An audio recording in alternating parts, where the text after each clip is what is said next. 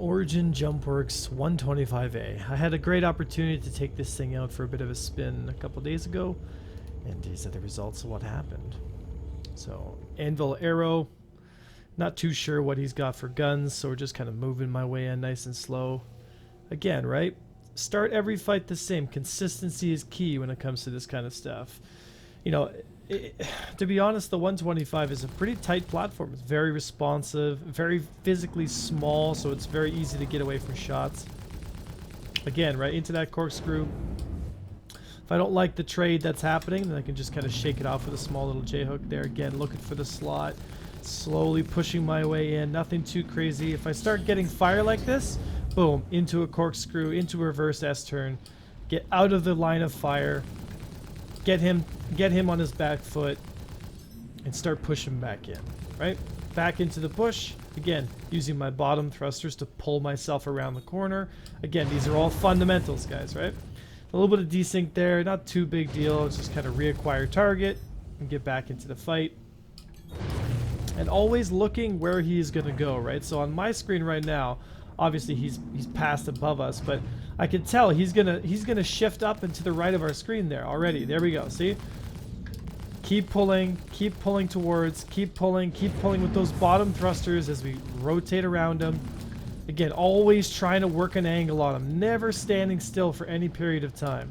And as soon as we start seeing those enemy tracers coming in, we gotta start moving around. So here we go, took some hits, not looking good for me.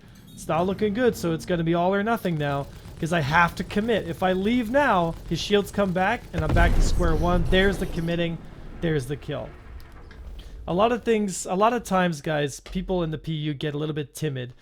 You have to commit to get the kill. That was my opportunity. His shields were down, and even though I was in a tough spot too, you gotta risk it. You gotta risk it for the biscuit sometimes, right? So always commit if you want to score that kill. So it looks like I caught the attention of Anodo, who is probably one of the better pilots in the game at the moment. He's an absolutely stellar aero pilot. So we decided to do a cool little ace versus ace battle here. We're 125 versus 125, right? So again, right, same procedure, rolling into my attack, corkscrew in, looking for the angle, rolling so I get my nose on target. I like where my shots are landing. I like my position here. Oh, he's trying to work around me, but that's fine. We can cancel his momentum, get him back into the fight. I'm taking hits. He's taking hits. It's a close fight. I like where my shots are landing. Here, do a little bit of a wave there. I like that maneuver there. Shake some damage off. We're going to rewind that and watch that again, and there's the kill. So when you're using small ships, it's typically good to use maneuvers like this, which is called waving. Okay, riding the wave, wave dashing, whatever you want to call that. Notice how I'm making small movements in line with my vector here. And you can even see his nose there trying to overcorrect and see what's going on here. So from this point of view, if you were to imagine we're standing behind my 125, we're creating this flight pattern in space that's just creating enough deflection to trick the pip into thinking, you know, or to think it's going to be an overcorrection. Right? So I'm making that wave in space as I'm moving along my flight pattern, which is this. My flight pattern is causing the pips to basically give what's called an overcorrection.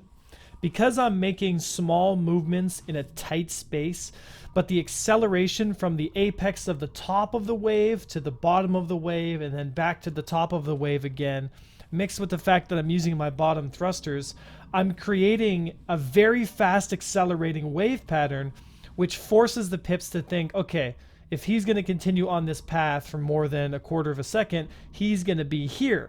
But what's happening is, as long as I'm staying within that tight pattern, unless he's using lag pips or he has some way to look into the future, the pips are going to give what's called an overcorrection.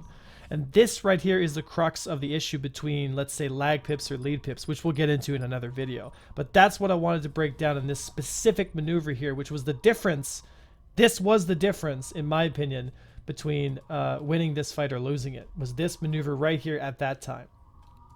So that pretty much brings us to the close of the video, guys. I hope you guys enjoyed yourself. I hope you learned something. These were awesome fights. I have so much respect for Anodo. He's such a great pilot.